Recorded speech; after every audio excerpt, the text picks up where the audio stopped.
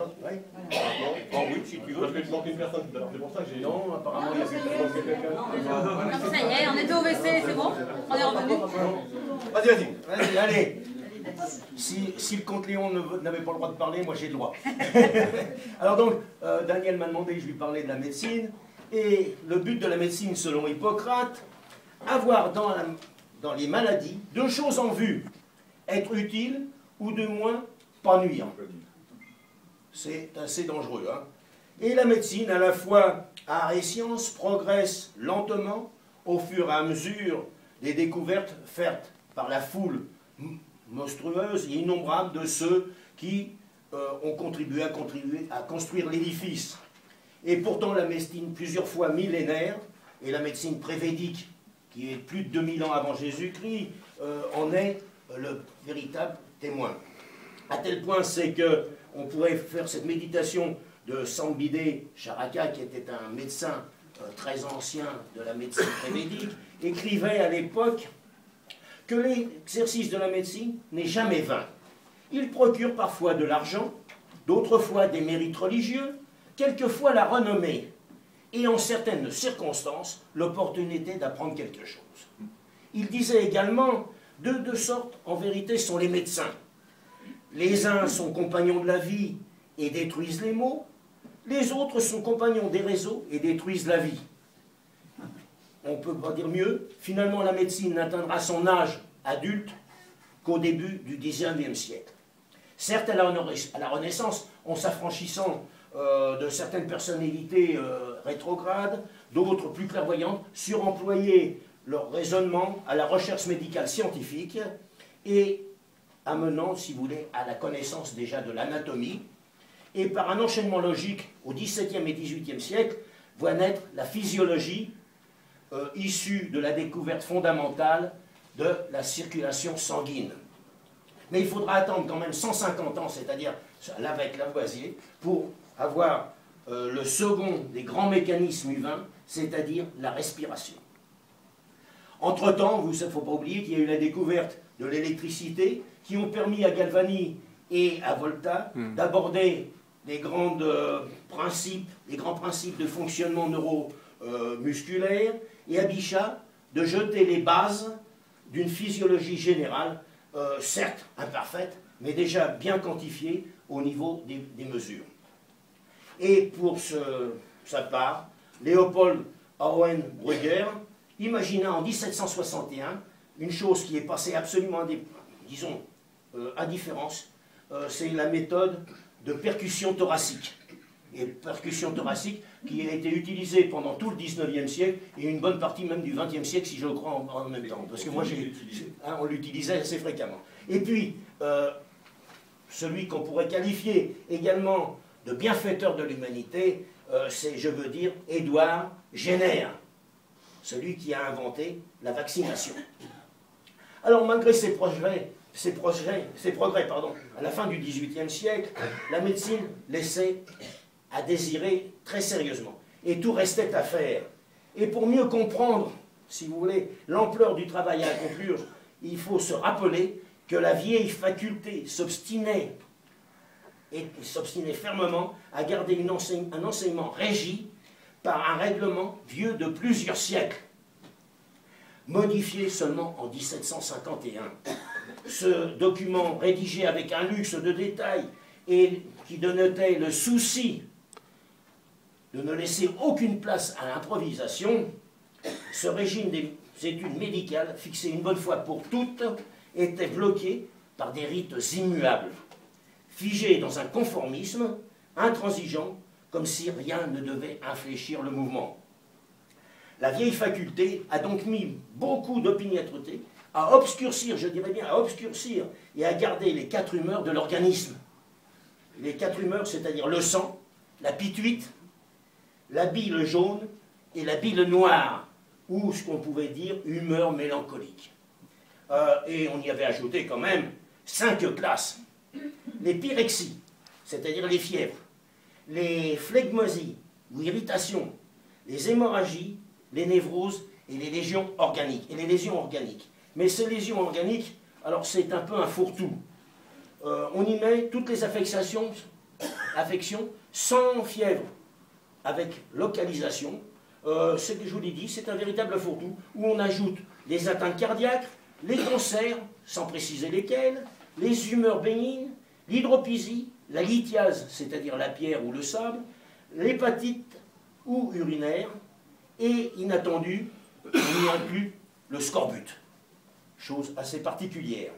Et on pourrait dire que Molière est plus proche que Voltaire et Diderot de tout cet apport, car il faut quand même dire que la lymphe hépatique épaisse ou acrimonieuse devait être traitée avec du blanc de baleine, des entrailles de tortue, pas trop grosses, en plus pas trop grosses, de taille moyenne, hein, ou bien de rasade de lait d'ânesse. Alors, je ne sais pas ce que ça peut donner, mais c'est comme ça. Alors, ces contraintes, les devoirs pour les maîtres, les épreuves imposées aux élèves, la connaissance jugée indispensable, l'acquisition d'une tournure d'esprit quasiment indélébile, et la complexité des examens étaient propres vraiment à décourager toute velléité d'indépendance. Au contraire de ces études livresques forcées, il n'existait aucune obligation de fréquenter un hôpital ou de faire des traitements. Ce qui fait qu'aucun service hospitalier, pas de contact avec les malades, sauf de temps en temps, quand vous le vouliez, un samedi, en consultation gratuite, dispensée dans chaque faculté. Pour vous dire qu'ils avaient une sacrée pratique.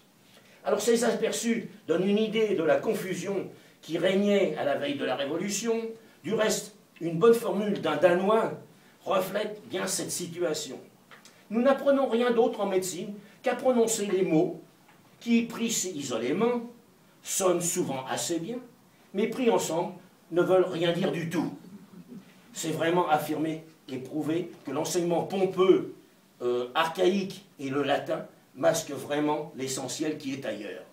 Et donc, que valaient donc les examens à l'époque et les diplômes? Eh bien, pas grand-chose, on peut le dire. Alors la Révolution allait donc faire table rase de ces vieilles méthodes après avoir tenté de les adapter. L'Assemblée constituante commanda un rapport, en France on fait des rapports pour tout, complet sur l'état de la médecine et les propositions pour réorganiser l'enseignement. Celui qui a été choisi, c'était Félix Vic d'Azir, qui était né en 1748, qui est mort en 1794, qui a ouvert à Paris en 1773 un cours d'anatomie, qui était membre de l'Académie des sciences, secrétaire perpétuel de la Société de médecine, premier médecin de la Reine et accessoirement professeur à l'école vétérinaire d'Alfort. Pour la médecine, on pense à...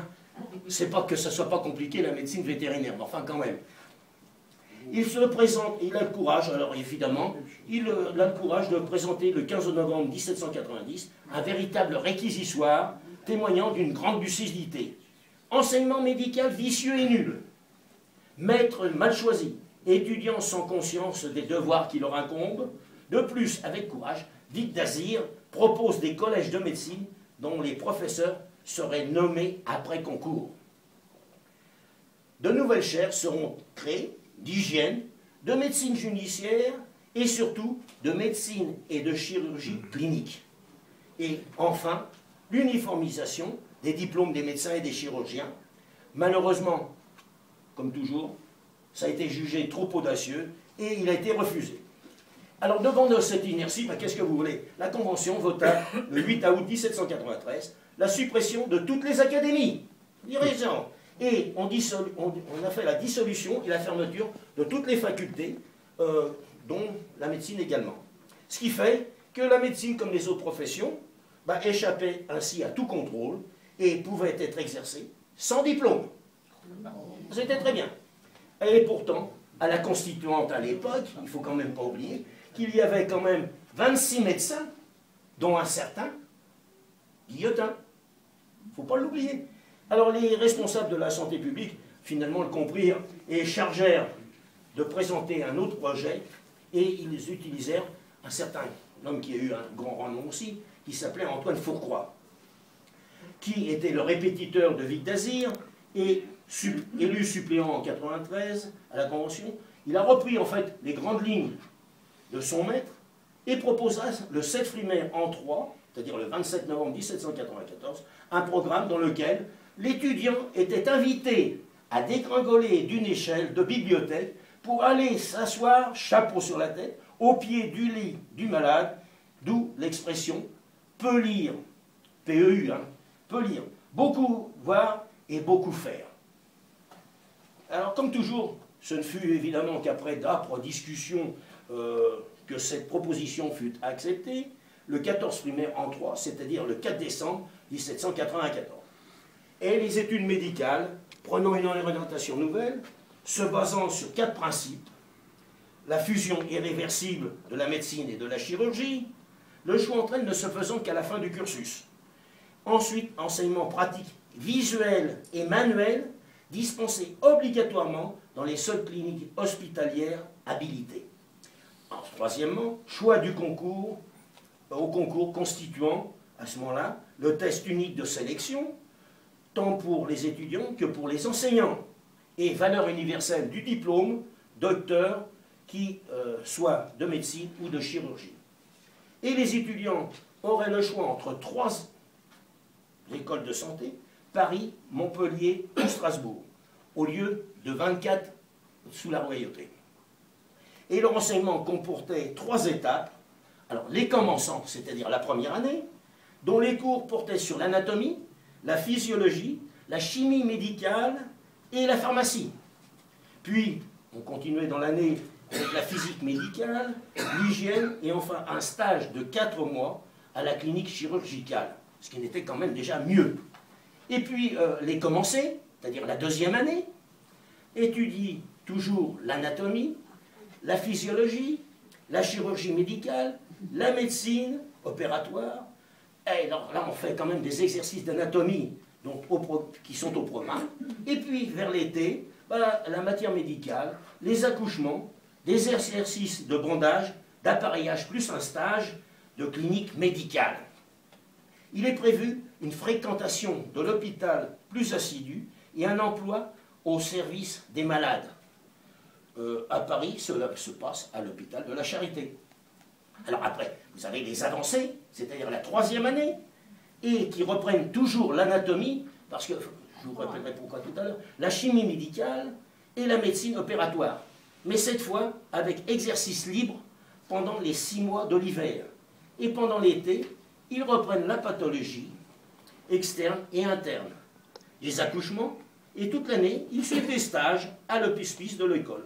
Et pendant cette 3e année, le futur médecin participe activement à la marche du service et ses fonctions sont symboliquement rémunérées. Alors, je ne sais pas maintenant les internes, mais ça ne doit pas être beaucoup non plus. Hein. Voilà. Donc, si vous voulez, malheureusement, ce cycle d'études n'était pas sanctionné par un examen à l'époque. Et oui, il n'y avait pas d'examen. C'est donc en 1797 que Baraillon fit rétablir les examens et demanda un contrôle strict des études médicales. Mais, si vous voulez, l'institution des jurys régionaux, départementaux seront trop souvent complaisants et ça aggrava évidemment tout le désordre. Et finalement, c'est sous le consulat que Chaptal promit une réglementation sanctionnée par la loi du 19 Ventose en 11, c'est-à-dire 10 mars 1803, avec un arrêté du 20 Prial en 11, 20 juin 1803, et la circulaire, évidemment, parce que ça s'enchaîne en France, hein, la Fruitidor en 10, à août 1803. Alors ces textes créaient 2 nouvelles écoles de médecine, une à Mayence et une à Turin, et fixaient les conditions à remplir pour être admis dans les écoles de médecine et en sortir soit avec le diplôme d'officier de santé, soit avec celui de docteur en médecine ou en chirurgie, obligatoirement enregistré en préfecture. Et cette réglementation fut une charte de la médecine française jusqu'en 1892. Ce qui fait que la médecine comportait donc deux niveaux, le docteur issu des facultés et donnant droit d'exercer la médecine ou la chirurgie, et les officiers de santé, qui furent supprimés également en 1892, qui pratiquaient une médecine plus restreinte dans la limite des départements. C'est pour vous dire que ça changeait quand même sérieusement. Alors, la création de l'université impériale en 1806 rendit à l'école de santé, devenue école de médecine en 1808, son titre de faculté et la fit passer de la tutelle du ministère de l'Intérieur à celle du grand maître de l'université, Fontane. La nomination donc, des professeurs inclusivement au concours, proposée dès 1790, ne devint légale qu'en 1810 et n'entra dans la pratique qu'en 1811. Elle fut resupprimée, cet examen, en 1815, à la deuxième restauration. Alors le mécanisme éprouvant que la faculté a mis au point pour la sélection des nouveaux professeurs joua à plein. La présidence du jury est confiée à Jussieu. Alors Jussieu, il est titulaire d'une chaire de botanique, il est surtout vice-recteur de l'académie, ce qui prouve qu'il n'est pas tellement médecin, malgré tout. Autour de lui, 5 professeurs quand même, chirurgiens de formation. Dubois, Pelletan, Percy, Richerand et Tillet. Et enfin, 2 personnalités médicales extérieures à la faculté, Pasquier et Bourdois de la Motte. Et le 10 octobre 1811, puisqu'on a mis tout le temps là, la liste des candidatures est close. 7 noms. Dupuytren, chef des travaux anatomiques, Rullier et Marjolin, ses collaborateurs, Larrey, les chirurgiens Delpech, Gerbois, Roux et Tartois. Et évidemment, la soutenance des 13 était ainsi reprise elle aussi, après 13 ans d'interruption. Et alors, j'ai, comment dirais-je, retrouvé quelques textes de thèse. Dupuytren, une thèse sur la médecine opératoire, Poquet, dissertation sur la nostalgie, Teilhard sur le forceps et sur la manière d'agir, Humbert sur quelle base doit reposer le traitement de l'apoplexie et quel doit être le traitement, Nicot sur la fragilité des os et sur la contraction musculaire considérée comme cause de fracture, et Garnier sur la fièvre hydrocéphalique ou sur hydropisie aiguë des ventricules du cerveau. Vous ne faites plus ça maintenant, je crois. Non. Et donc, en revenant donc un petit peu en arrière, il faut accorder à Fourcroy l'intelligence d'avoir désigné pour occuper la chaire de médecine clinique de l'école de santé de Paris, installée dans les locaux rénovés de l'ancien hôpital de la Charité, l'un des hommes qui avait toujours combattu l'archaïsme des vieux maîtres et qui se voulait le plus ouvert aux méthodes nouvelles. Et c'est comme celui que l'on pouvait considérer enfin comme l'un des premiers cardiologues et qui sera appelé à devenir le médecin de Napoléon Ier, auquel il resta attaché jusqu'à la chute, je veux dire Jean-Nicolas Corvisart. Ah oui. Dès son entrée en fonction, il a le mérite d'exploiter et de mettre en pratique tous les principes qu'il défendait depuis le début. C'est-à-dire de ne tenir compte que de l'observation et de l'interprétation objective des faits constatés et irréfutables. Car il ne faut pas oublier qu'en guise de moyens d'investigation, à l'époque, il n'y a d'une part que ceux d'ordre clinique et d'autre part ceux anatomiques. D'où la nécessité pour les médecins de procéder à un interrogatoire précis, d'où la première révolution vue par Corvisart. Au lieu de poser la question « Qu'avez-vous » du XVIIIe siècle, on dit « Où avez-vous mal ?» C'est la différence. Et à un examen avec les seuls moyens de l'époque, la palpation, la percussion. Car il ne faut pas oublier que l'auscultation telle qu'on la connaît n'apparaît qu'en 1819 avec l'invention du stéthoscope par la Laennec. Et ainsi, grâce aux données observées, le médecin pouvait en déduire un diagnostic plus précis et un traitement adapté. Évidemment, un traitement adapté dans la mesure des possibilités de l'époque. Et au vu des moyens limités, on avait l'obligation de confronter les symptômes avec les lésions anatomiques dévoilées lors de l'autopsie. Évidemment, quand le malade était mort. Mais comme ça arrivait souvent, il y avait quand même pas mal d'autopsies. Alors, d'où l'importance de l'anatomie pathologique que tous les ans ils étudiaient. C'est ce qui explique qu'on étudiait l'anatomie en permanence et qui était développée par Xavier Bichat à l'époque, qui en outre introduisit la notion neuve du rôle joué par les tissus dans la naissance et l'évolution des maladies et considérait que les tumeurs étaient constituées par les tissus. Alors, l'apport de cette nouvelle science explique l'importance des études anatomiques, comme je viens de vous le dire, durant les 3 ans d'instruction, et va provoquer une fièvre parmi les étudiants, perpétuellement en quête de cadavres à disséquer, ce qui fait qu'ils avaient les cours de l'école pratique normale, mais il y avait toutes les officines à côté précaires où on s'empressait d'aller faire les études, et ça devenait tellement nombreux qu'à la fin, le 5 octobre 1813, eh ben, toutes ces petites officines furent supprimées par ordonnance. Mais qu'en est-il des traitements? Oh, il est intéressant de citer quelques exemples. Les fièvres accompagnées d'aucune inflammation locale portent toujours l'empreinte d'une espèce de flogose, qui est une inflammation peu intense, si vous voulez, produite par une brûlure ou une substance caustique.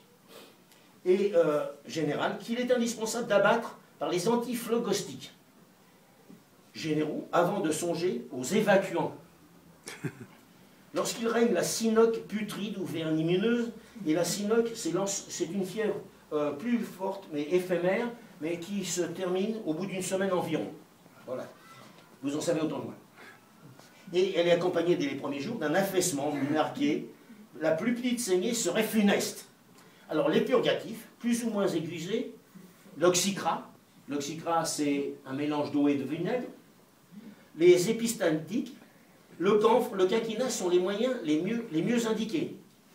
Alors pour les fièvres intermittentes, il ne faut point se presser de prescrire les évacuants, à moins que la turgescence n'existe un vomitif sur le champ.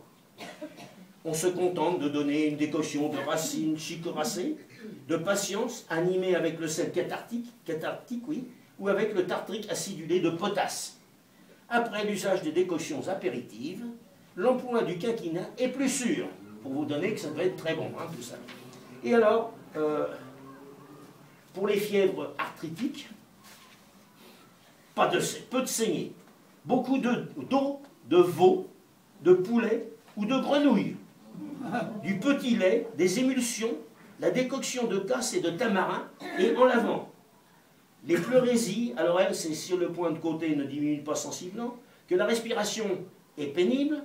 Après avoir pratiqué la saignée, selon l'âge du malade quand même, l'état du pouls, l'intensité des symptômes, il faut sans balancer, employer un épispatique.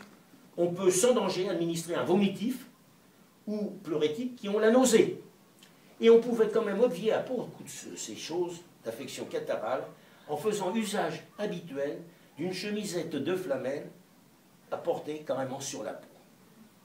Et alors, la dysenterie cède aisément à l'ipicuana, à la manne, à la teinture de rhubarbe, à quelques lavements, alors je ne sais pas si des lavements faisaient bien pour la dysenterie, mais enfin, à l'eau de veau, de poulet, et à quelques prises de diascorium. C'est un électuaire opiacé. Et pour la rougeole et la petite vérole, ah ben le remède qui était combattu évidemment par les préjugés de l'époque, mais qui commence à prendre crédit, c'est l'inoculation du virus vaccin. Et alors certains, malgré tout, se tiennent encore à des remèdes de charlatans, fientes de porc, de brebis ou de chèvre, sans parler de la corne brûlée de pied de porc, qui, maillée avec du miel, fait mûrir les vers du corps et apaise les maux de la rate. Et la fiente du pouget, du pigeon, qui était à l'époque le coulon, servait de cataplasme comme analgésique. Et c'était déjà recommandé dans les années 1200 par Albert le Grand. Et certains médecins préconisent contre le typhus l'application de sangsues au niveau des tempes, se mettant en conflit avec Brousset, qui lui était adopté un positionnement des sangsues sur la région de l'estomac, où il situait le siège du mal. D'autre part, il y aurait un effet salutaire avec de la limonade, du quinquina, de la gentiane ou de la camomille à faire éventuellement infuser dans un bon vin rouge. Ah ouais, ah oui. Ça devait être sensationnel. Et alors, on peut se demander...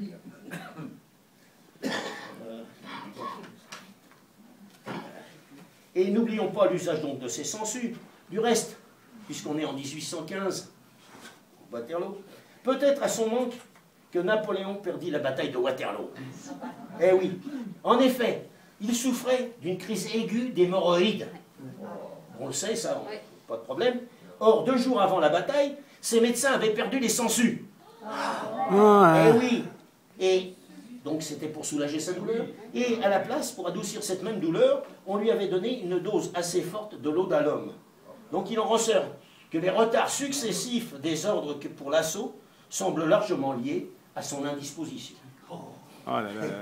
Alors, je mets ça sous réserve de contrôle.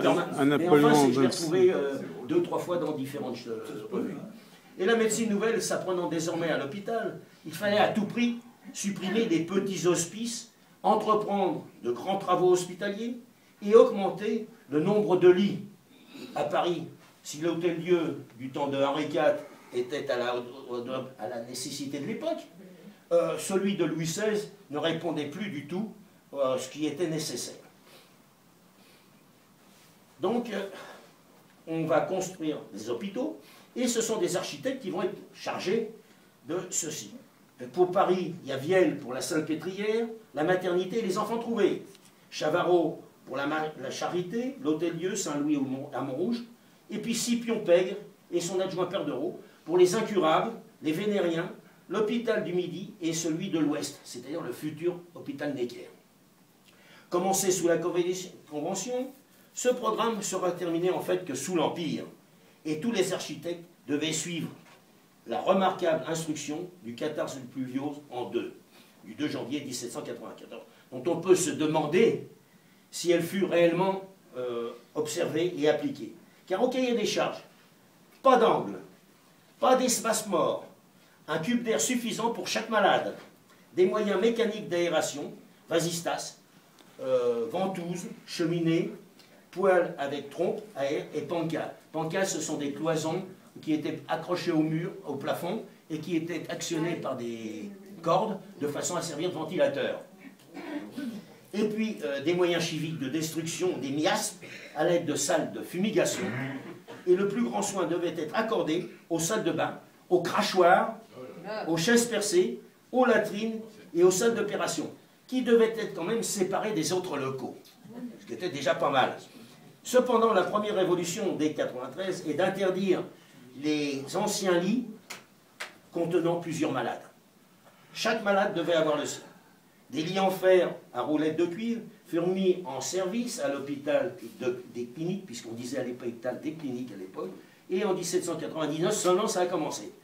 Et en 1801, les lits de fer peints en noir remplacèrent les lits de bois dans les autres hôpitaux. Ils furent peints en vert à partir de 1847, et en 1788, il y en avait 6236. Or, en 1817, il y en avait quand même 41 000. Il y avait quand même un net progrès. Un peu plus tard, Napoléon, toujours soucieux d'hygiène, d'efficacité, fit séparer les contagieux des autres malades. Ce qui était déjà une bonne chose, parce qu'avant, on mélangeait sans faire de soucis. Mais que pouvait gagner un médecin? Ah, voilà la bonne question. À la lecture des documents de différence se font jour immédiatement d'un Corvisart prenant un Napoléon, c'est-à-dire 20 francs or, déclarant 50 000 francs annuels. Oh, loin de la vérité, s'il y avait eu un contrôle fiscal, il aurait été puni, car ne tenant pas compte du traitement de premier médecin de l'empereur, 30 000 francs, des 3 000 francs de sa chaire de la faculté, puis du Collège de France, ni de sa dotation de 10 000 francs en tant que baron. Faites le calcul. Un Boyer, premier chirurgien de Napoléon, qui déclare pour produit de son art 40 000 francs, mais n'en oublie pas moins les 15 000 francs de premier chirurgien, les 3 000 francs comme professeur à la faculté de médecine, les 2 000 francs comme chef de service à la charité. Si le compte est bon, c'est 60 000 francs, pour que je sais bien compter. Et on nommait exactement l'extra de 1812, lors de l'opération du maréchal Suchet, Napoléon lui fait verser 80 000 francs. Ah ouais. Donc un bon oubli. Alors des 20 francs de Corvisart que l'on vient de voir, on tombe à 12 francs pour Portal qui était quand même un sérieux bonhomme, puisque Portal a été professeur d'anatomie au Collège de France, il était pathologiste également, il a écrit des bouquins, et lui, il touchait que 12 francs. qui quand même déclarent dans l'année 30 000 francs. Et bien vite, on tombe à 4 et 5 francs pour l'ensemble des médecins de ville, tandis que ces 2 francs sont considérés comme une aubaine pour les médecins de quartiers pauvres ou des faubourgs, car c'est plus souvent 1 franc et 1 franc 50. Et dans les campagnes, c'est souvent 0,50 dans la journée et 1 franc la nuit. Alors au niveau des chirurgiens, les disparités sont aussi démesurées. 12 francs, une opération de la pierre. 24, celle d'un cancer, non précisé. Alors que pour d'autres, ce sont des honoraires fabuleux, tels ceux de Dupuytren en 1809, se déplaçant sur 2 jours à Bruxelles pour une opération bénigne à un pied du marquis de la Tour du Pin, chez lequel il a été fort bien traité au demeurant, et qui lui dit mes indemnités de déplacement, je ne les demande pas. Mais seulement le coût de la chaise de poste, les 1000 francs, d'honoraires pour les... Et il se dit désintéressé, 20 000 francs. Plus de 1000 francs pour son aide, et un canot pour sa femme. Hein, on assiste donc à une différence de 1 à 5. Vachement désintéressé. Ah oui, oui, c'est malheureusement, révolution et empire signifie guerre, évidemment. Certes fomentée par les Anglais, nous le savons tous, mais guerre tout de même. Mais également médecine chirurgicale et militaire. Il était donc indispensable de former un corps régulier de médecins militaires en réouvrant en 1793 les 4 hôpitaux d'instruction, Lille, Metz, Strasbourg et Toulon, créés en 1774, qui avaient été fermés. Et ces centres d'instruction ne fonctionnèrent qu'à partir de 1796, augmentés du Val-de-Grâce, malgré tout. Mais élèves et professeurs durent partir aux armées, et les établissements supprimés le 9 primaire en 12, c'était le 1er décembre 1803, ne furent ouverts qu'à la paix en 1814. Alors un conseil de santé qui avait été fondé en 1772, puis supprimé, puis rétabli, encadre les 3 fonctions du service de santé, parfaitement séparées. Alors la gestion des hôpitaux par un personnel dépendant des administrations de la régie, c'est la police et protection des formations sanitaires, service attribué aux commissaires de guerre. Et les soins médicaux et chirurgiens, les régimes alimentaires dévolus aux officiers de santé et à leurs aides. Ce qui donnait à ces derniers une grande liberté au départ. Mais malheureusement, cette liberté acquise s'arrêta en 1996 avec l'omnipotence des commissaires de guerre qui en arrivaient même à s'initier dans les soins des médecins et à leur donner des ordres aux chirurgiens, ce qui était quand même un peu aberrant. Et de 1998 à 1999, malgré l'opposition de Percy, le directoire réduisit les hôpitaux, les effectifs, les soldes et tous les avantages. Ce qui fait que les officiers de santé, dont la valeur professionnelle était variable de toute façon, se trouvent rabaissés au rang du personnel technique. Résultat, en 1799, où l'armée a besoin de se trouver beaucoup de monde à cause des guerres, n'a plus que 2400 officiers de santé. C'est-à-dire à peu près au même niveau qu'en 1792. C'était donc nettement insuffisant, et aussi en l'an 13, c'est-à-dire 1802-1803, quoi. Il fallut rappeler tous les officiers licenciés et enrôler les étudiants en médecine. Napoléon, qui connaissait toute l'importance d'une bonne organisation, on le sait, et que les mauvais commissaires de guerre responsables de cet état lamentable disaient qu'ils étaient plus dangereux que les Cosaques. Et il ajoutait, ils m'ont perdu ma chirurgie à force de la tourmenter et de la livrer à de sots projets. Enfin, donc le constat est simple, tout reste à faire. Mais par manque de temps, peu sera réalisé.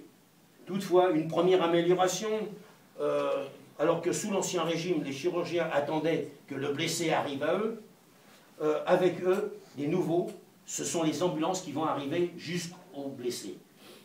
Et c'est de cette idée que Larrey et Percy firent naître les premières, disons, réalisations d'ambulances volantes. Oh, c'était des voitures légères à 4 roues, ou les longs caissons d'artillerie sur lesquels les membres du corps mobile de chirurgie prenaient place à califourchon. Les évacuations se faisaient à l'aide de chariots réquisitionnés chez les paysans, remplacés en Égypte très souvent par les dromadaires ou les chameaux, c'était sur les côtés, et par les ânes en Espagne, et de temps en temps par des luges ou des traîneaux en Russie. Et puis alors, il y a eu après, on en a profité allègrement, c'est en 1814, on les rapatriait par eau. Du reste, la bataille de Montreux, on le sait, et puis même les batailles surriennes, on les a ramenées par la Seine, et etc. Et alors les échelles, les fusils croisés, servaient de brancard. Mais l'infrastructure hospitalière militaire resta toujours insuffisante. Des voitures d'ambulance de mauvaise qualité, matériel d'opération pas toujours disponible. N'oublions pas qu'à Hénin, Percy, premier chirurgien, est réduit à acheter sa propre scie chez un casse-cahier. Pour vous dire là, comme c'était. Et à s'emparer du linge qu'il trouve dans les habitations. Pansement, faire avec ce qu'il trouve, de la charpie, du papier, du linge trouvé partout n'importe où. Parfois, les parchemins d'archives servent d'attelle ou de drap. Et l'étoupe et le coton de boulon remplacent la charpie. Pour vous donner un ordre d'idée. Alors pourquoi être surpris, dans ces cas-là, de voir un nombre supérieur de morts après blessures par les soins, plutôt que par les blessures au combat? Certes, le principe de l'opération précoce dans les premières heures, c'est-à-dire 24 heures prévues, était admis, si vous voulez, et puis à la première guerre, ça ne fut que 12 heures, si j'ai bonne mémoire. Et intervention sans autre anesthésie que celle du froid, moins 15 à LO, ou au laudanum, car n'oublions pas que la morphine, qui venait d'être découverte en 1806 par Serturner, n'était quand même pas encore opérationnelle. Et donc, le débridement préventif des plaies était une pratique générale, mais les projectiles étaient extraits à l'aide du tribulcon, c'est une espèce de tige, au plus souvent avec des instruments de fortune. En cas d'hémorragie, ni garrot ni tourniquet, mais la compression digitale en amont et in situ. Évidemment, ça n'était pas ce qu'il y avait de plus simple. Les complications des blessures, comme de juste étaient la gangrène gazeuse, foudroyante, le tétanos, la pourriture d'hôpital, et le tétanos était traité par amputation, par l'arrêt, ou injection intraveineuse d'extrait gommeux d'opium par Percy. Oui. L'hygiène donc posait donc de très graves problèmes pour les chirurgiens qui devaient opérer avec des installations de fortune, un matériel pas toujours adapté. Les plaies de la face étaient les seules qui étaient suturées immédiatement.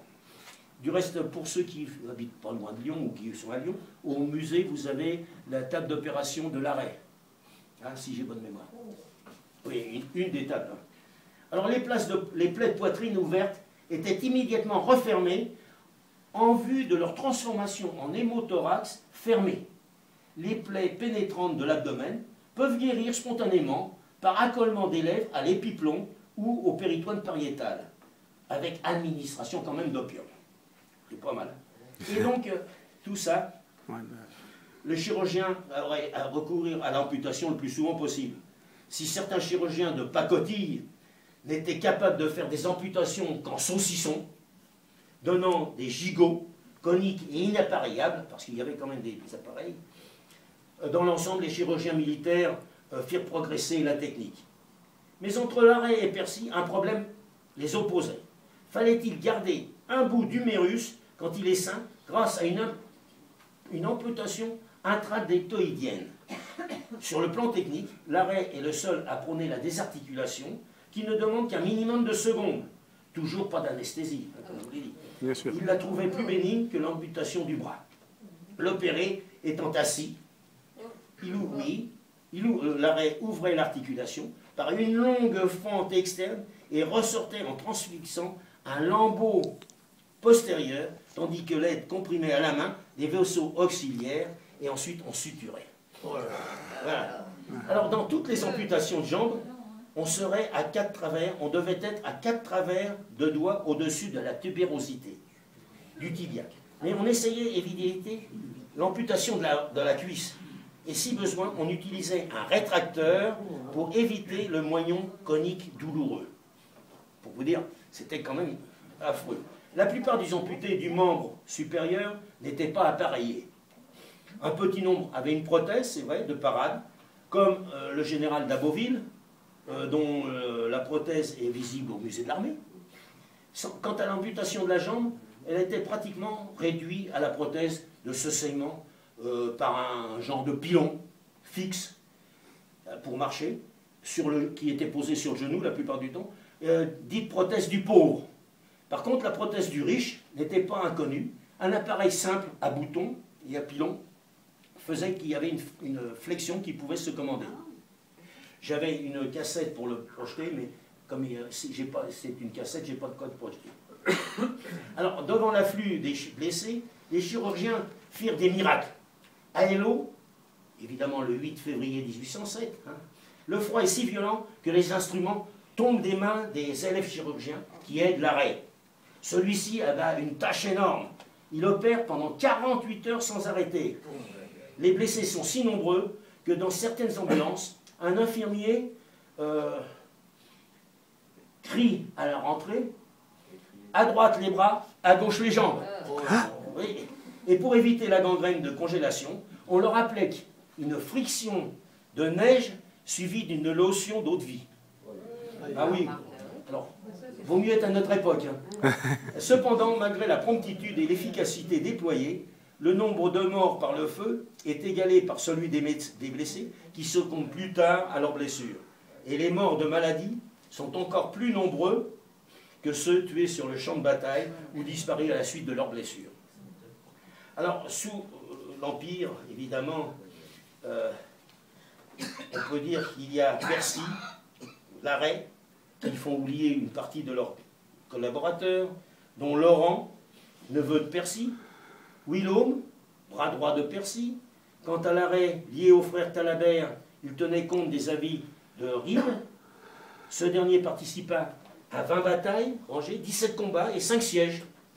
Uliac, qui est mort en 1813, maître de la Hennec, entre autres, débuta dans les hôpitaux militaires de Rennes et de Nantes, puis participa aux campagnes d'Allemagne, de Pologne, chirurgien en chef de l'armée d'Espagne. Il perdit l'œil gauche en portant secours au général Lapis, et malheureusement fut tué à Talavera. Il avait quand même 8 campagnes à son actif. Alors c'est Bégin, alors Bégin évidemment, qui est né à Liège et mort à Locronan, qui, on le sait, il y a un hôpital qui porte son nom à Saint-Mandé. Et puis, par les plus grands, évidemment, des Jeunettes et Yvan, chirurgien de l'empereur, qu'il soigna lorsqu'il fut blessé à Ratisbonne. Mais, si on veut, la liste est tellement réduite par moi que je ne peux pas vous dire tous les autres, parce qu'il y en a de nombreux qui mériteraient d'être aussi cités, surtout par leur dévouement.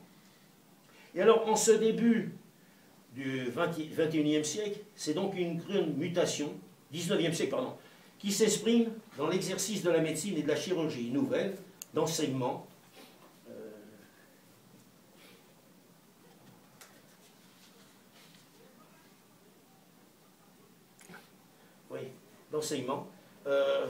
recherche médicale, nouveaux hôpitaux, création de l'assistance publique hôpital de Paris, et puis en pensant à sa mère et à ses 13 accouchements, que dès 1803, en vue de réduire les pertes à la naissance, il a voulu organiser la formation professionnelle des sages-femmes.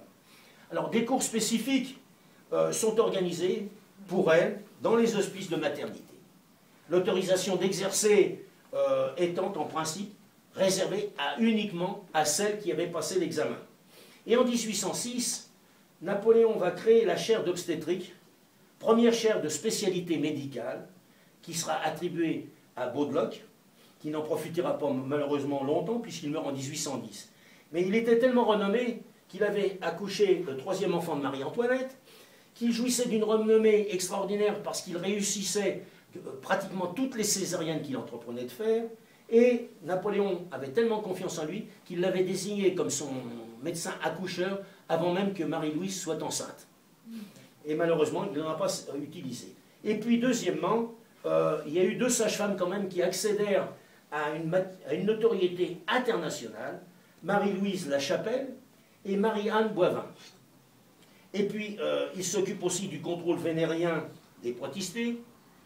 Est-ce en souvenir de sa première expérience au Palais Royal, ou bien le fait que dès 1804, on dénombrait 8000 demoiselles galantes et tariffiées à Paris, qu'il va décider de lutter contre la propagation de ce fléau en établissant en 1810 un dispensaire de salubrité, rue Croix des Petits Champs à Paris, où les filles seront tenues de se faire visiter au moins une fois par mois.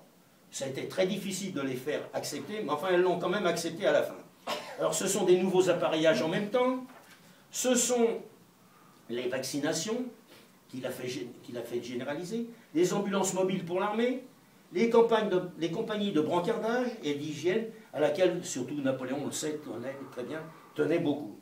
Et si faute de temps, les réformes désirées par les assemblées révolutionnaires échouèrent, il faut admettre que la volonté napoléonienne permit une réforme des centres d'enseignement et de soins et de leur donner des structures qui vont quand même survivre à la chute du régime et seront à la base de la médecine moderne.